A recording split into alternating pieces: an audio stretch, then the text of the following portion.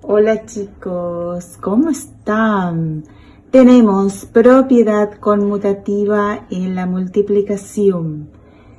Es cuando el orden de los factores no cambia el resultado. Ejemplo, 4 por 3, 12. Se cambia de lugar.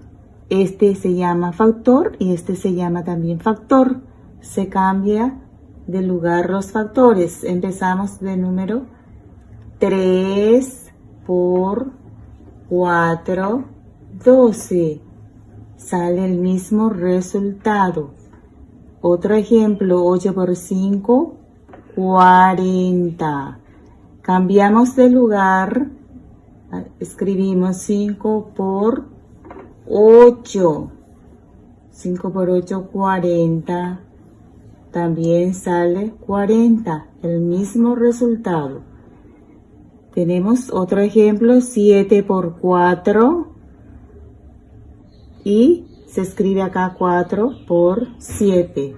12 por 3, 3 por 12. Les dejo para practicar.